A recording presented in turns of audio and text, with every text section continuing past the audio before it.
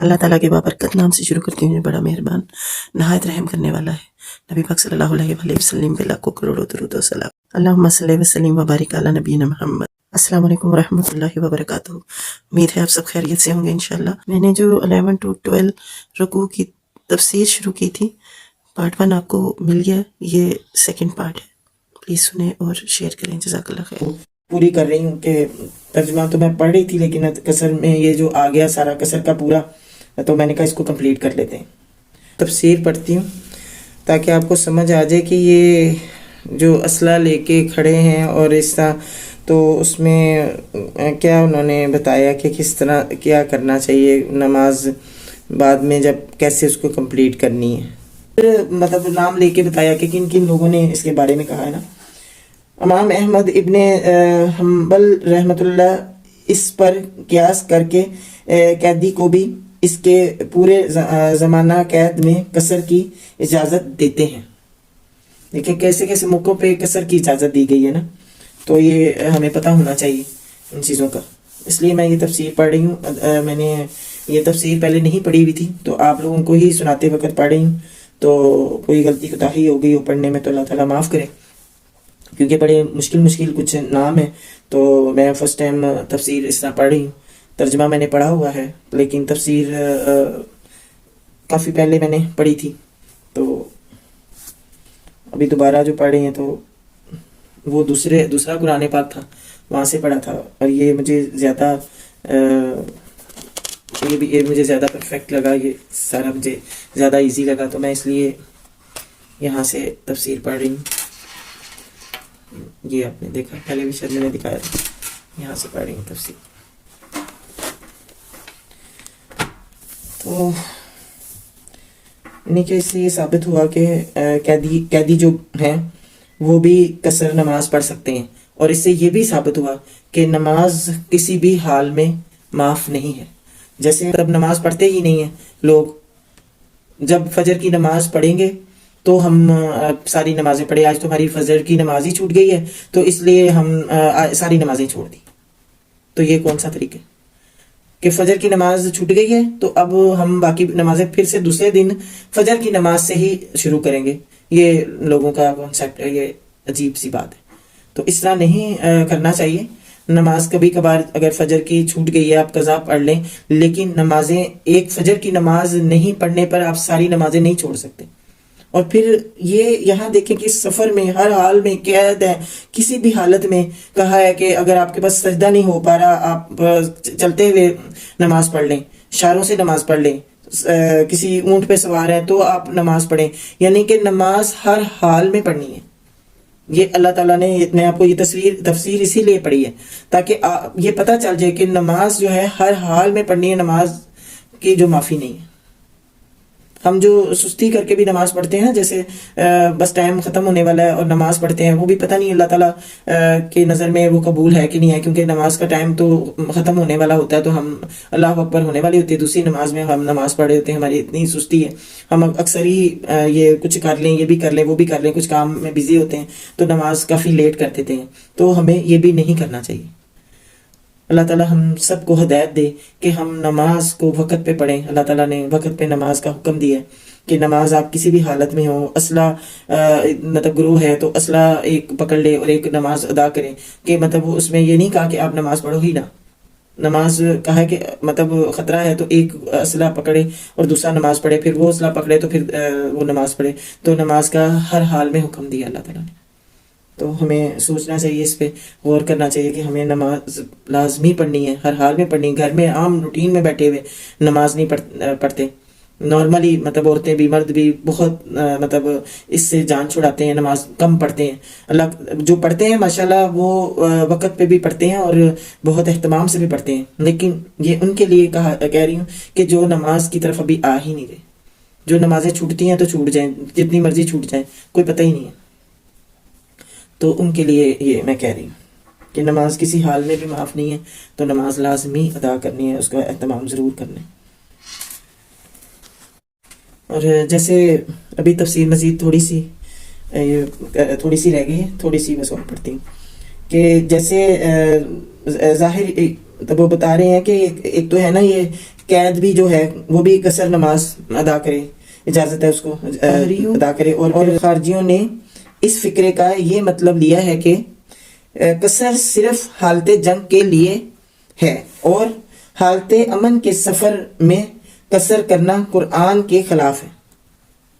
لیکن حدیث میں ثابت ہے کہ جب یہی شبہ صلی اللہ علیہ وسلم کے نبی کریم صلی اللہ علیہ وسلم کے سامنے پیش کیا تو حضور صلی اللہ علیہ وسلم نے فرمایا یہ قصر کی اجازت ایک انعام ہے، سبحان اللہ، یہ قصر کی اجازت ایک انعام ہے جو اللہ نے تمہیں بخشا ہے، لہذا اس کے انعام کو قبول کرو۔ صلی اللہ علیہ وآلہ وسلم نے امن و خوف دونوں حالتوں کے سفر میں قصر فرمایا ہے۔ نبی کریم صلی اللہ علیہ وآلہ وسلم مدینے سے مکہ تشریف لے گئے اور اس وقت رب العالمین کے سوا کسی کا خوف نہ تھا، مگر آپ صلی اللہ علیہ وآلہ وسلم نے 2 ہی رکعتیں پڑھی۔ اسی بنا پر میں نے ترجمے میں خصوصاً کا لفظ قوسین میں بڑھا دیا ہے۔ بہرحال یہ پوری تفسیر ہے قصر کے بارے میں نا، اس میں بہت زیادہ بتایا ہے قصر کا، کہ قصر نماز کے بارے میں لازمی بتایا گیا یہ کہ امام ابو یوسف رحمۃ اللہ علیہ اور حسن بن زیاد رحمۃ اللہ علیہ ان الفاظ سے یہ گمان کیا کہ صلاۃ خوف صرف نبی صلی اللہ علیہ وسلم کے زمانے کے لیے مخصوص تھی، لیکن قرآن میں اس کی مثالیں بکثرت موجود ہیں کہ نبی صلی اللہ علیہ وآلہ وسلم کو مخاطب کر کے ایک حکم دیا گیا ہے، اور وہی حکم آپ صلی اللہ علیہ وسلم کے بعد آپ صلی اللہ علیہ وسلم کے جانشینوں کے لیے بھی ہے۔ اس لیے صلاۃ خوف کا حضرت صلی اللہ علیہ وسلم کے ساتھ مخصوص کرنے کی کوئی وجہ نہیں۔ پھر بکثرت جلیل القدر صحابہ رحمۃ اللہ علیہ سے ثابت ہے کہ انہوں نے حضور صلی اللہ علیہ وسلم کے بعد بھی صلاۃ خوف پڑھی، اور اس باب میں بھی صحابی کا اختلاف مروی نہیں ہے۔ صلاۃ خوف کا یہ حکم ہے اس صورت کے لیے ہے کہ دشمن کے حملے کا خطرہ تو ہو، مگر ہر صورت میں دارالکفر کا قیام ایک مستقل مسیحیت، اور اس مسیحیت کے لیے یہ عذر کوئی بہت وزنی عذر نہیں ہے کہ ہم دنیا میں کوئی ایسا دارالسلام پاتے ہی نہیں ہیں جہاں ہم ہجرت کر کے جا سکیں۔ یہ میں تفسیر پڑھ رہی ہوں۔ اگر کوئی دارالسلام موجود نہیں ہے تو کیا اللہ کی زمین میں کوئی پہاڑ یا کوئی جنگل بھی ایسا نہیں ہے جہاں آدمی درختوں کے پتے کھا کر اور بکریوں کا دودھ پی کر گزر کر سکتا ہو اور احکام کفر کی اطاعت سے بچا رہے؟ اللہ اکبر۔ بعض لوگوں کو ایک حدیث سے غلط فہمی ہوئی ہے جس میں ارشاد ہوا ہے کہ لا ہجرت بعد الفتح، یعنی فتح مکہ کے بعد اب ہجرت نہیں ہے، حالانکہ دراصل یہ حدیث کوئی دائمی حکم نہیں ہے، بلکہ صرف اس وقت کے حالات میں اہل عرب سے ایسا فرمایا گیا تھا جب تک عرب کا بیشتر حصہ دارالکفر و دارالحرب تھا اور صرف مدینہ اطراف مدینہ میں اسلام احکام جاری ہو رہے تھے۔ مدینہ میں اسلامی احکام جاری ہو رہے تھے۔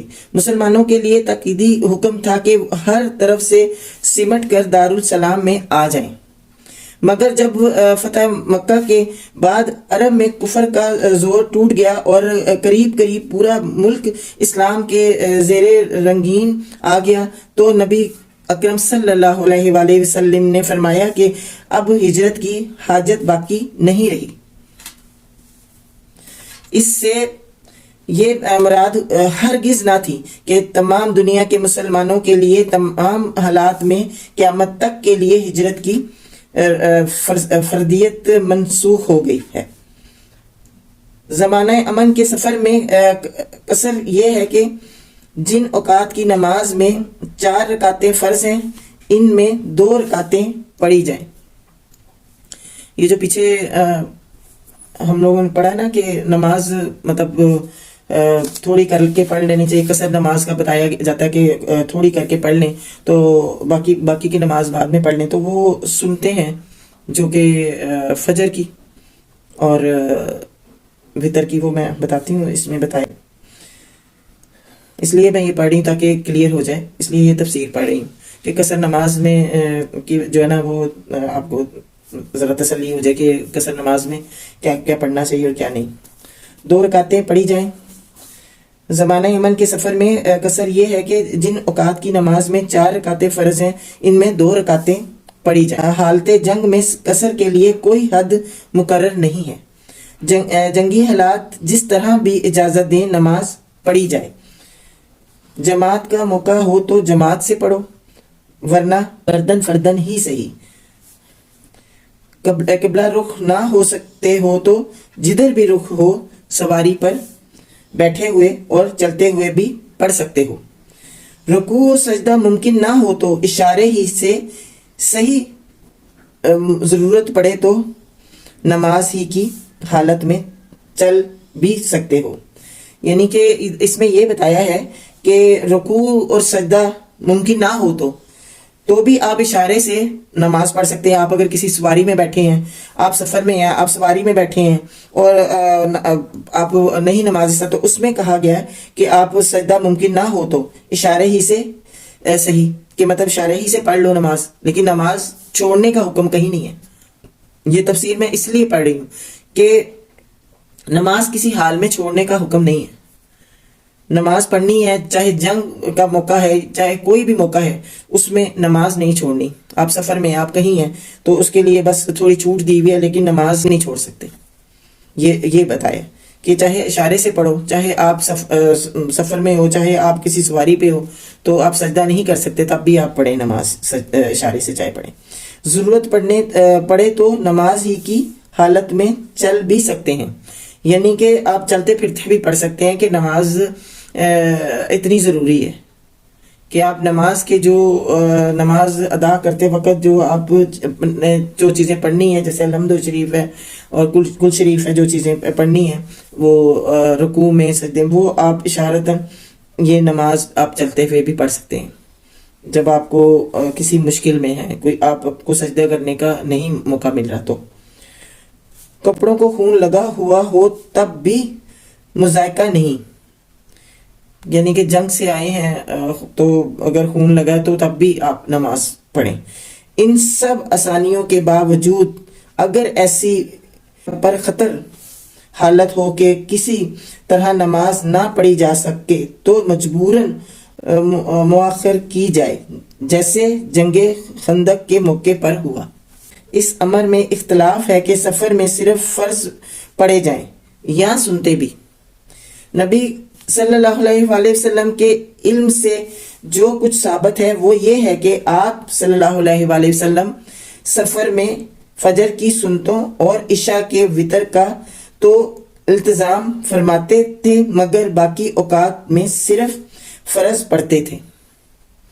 سنتے پڑھنے کا التزام آپ صلی اللہ علیہ وسلم سے ثابت نہیں ہے, البتہ نفل نمازوں کا جب موقع ملتا تھا پڑھ لیا کرتے تھے.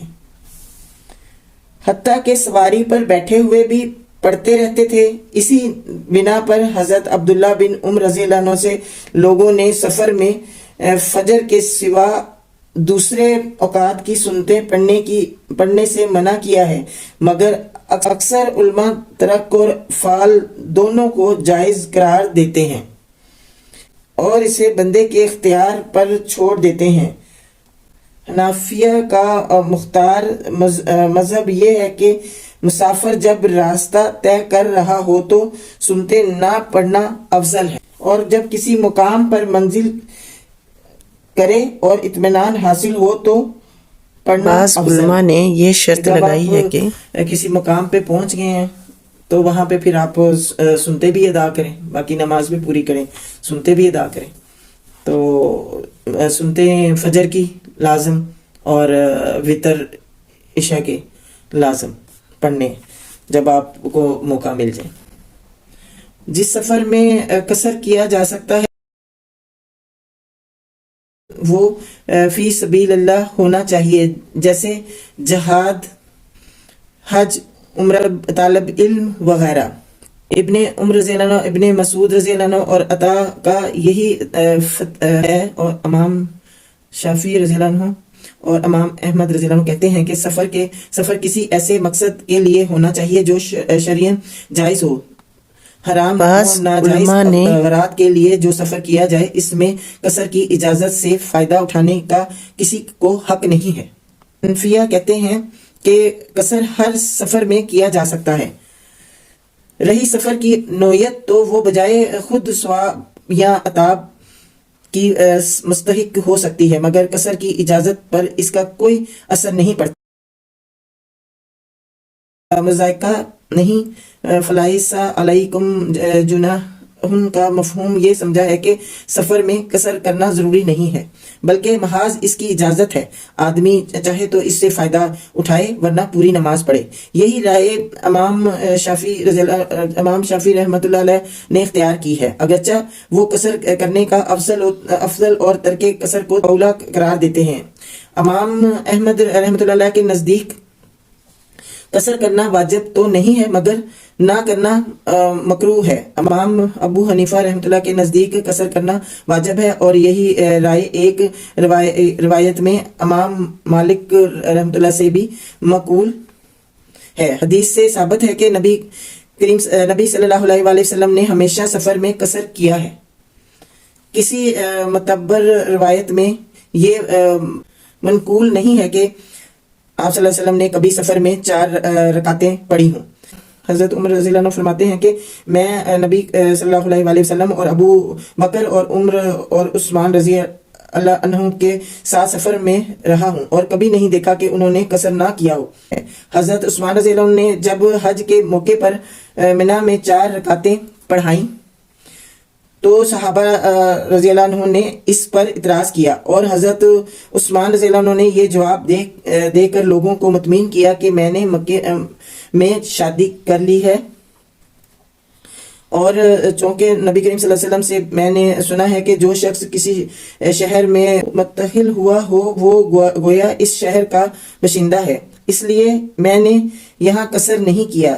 ان کثیر روایات کے خلاف 2 روایتیں حضرت عائشہ رضی اللہ عنہ سے مروی ہیں، جن سے معلوم ہوتا ہے کہ قصر اور اتمام دونوں درست ہیں۔ یہ روایتیں سند کے اعتبار سے ضعیف ہونے کے علاوہ خود حضرت عائشہ رضی اللہ عنہ ہی کے ثابت شدہ مسلک کے خلاف ہے۔ البتہ یہ صحیح ہے کہ ایک حالت بین السفر الحضر بھی ہوتی ہے، جس میں ایک ہی حسب موقع کبھی قصر اور کبھی اتمام دونوں کیے جا سکتے ہیں، اور غالباً حضرت عائشہ رضی اللہ عنہ نے اس حالت کے متعلق فرمایا ہوگا کہ نبی صلی اللہ علیہ وآلہ وسلم نے سفر میں قصر بھی کیا ہے، اور ہم بھی رہے قرآن کے یہ الفاظ کے مذائقہ نہیں، اگر قصر کرو تو ان کی نظر سورۃ بقرہ رکوع 19 میں گزر چکی ہے، جہاں صفا اور مروہ کے درمیان صحیح کے متعلق بھی یہی الفاظ فرمائے گئے ہیں، حالانکہ یہ صحیح مناسک حج میں سے ہے اور واجب ہے۔ دراصل دونوں جگہ کہنے کا مقصود لوگوں کے اس اندیشے کو دور کرنا ہے کہ ایسا کرنے سے کہیں کوئی گناہ تو نہیں لازم ہوگا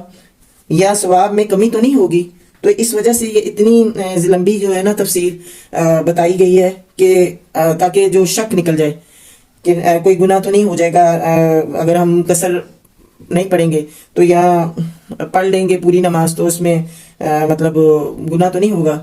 تو وہ ساری باتیں بتائی ہے کہ مطلب قصر ہی پڑھ لیں تو وہ صحیح ہے، اور اگر ہمیں نہیں پتا تو ہم نے قصر پڑھ لی ہے اور پوری نماز نہیں پڑھی تو اس میں کوئی گناہ تو نہیں ہوگا۔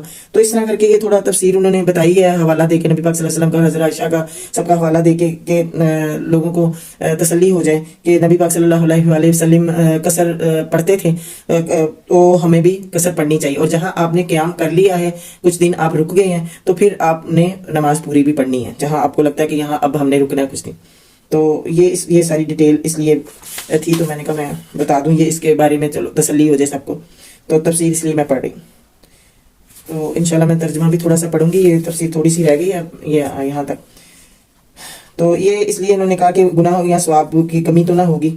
اور مزید تفسیر یہ ہے مقدار سفر جس میں قصر کیا جا سکتا ہے ظاہریہ کے نزدیک کچھ نہیں ہے. ہر سفر میں قصر کیا جا سکتا ہے خواہ کم ہو یا زیادہ. امام مالک رحمۃ اللہ علیہ کے نزدیک 48 میل یا ایک دن رات سے کم کے سفر میں قصر نہیں ہے. یہی رائے امام احمد رحمۃ اللہ کی ہے. ابن عباس رحمۃ اللہ کا بھی یہی مسلک ہے اور امام شافعی رحمۃ اللہ سے بھی ایک قول اس کی تائید میں مروی ہے. حضرت انس رضی اللہ عنہ 15 میل کے سفر میں قصر کرنا جائز سمجھتے ہیں. امام الزائی رحمۃ اللہ علیہ اور امام زہری رحمۃ اللہ علیہ حضرت عمر رضی اللہ عنہ کی اس رائے کو لیتے ہیں کہ ایک دن کا سفر قصر کے لیے کافی ہے. حسن بصری 2 دن اور امام ابو یوسف رحمۃ اللہ علیہ 2 دن سے زیادہ کی مسافت میں قصر جائز سمجھتے ہیں. امام ابو حنیفہ رحمۃ اللہ علیہ کے نزدیک جس سفر میں پیدل یا اونٹ کی سواری سے 3 دن سفر ہو یعنی تقریباً 54 میل اس میں قصر کیا جا سکتا ہے. رائے ابن عمر ابن مسعود اور حضرت عثمان رضی اللہ عنہ کی ہے.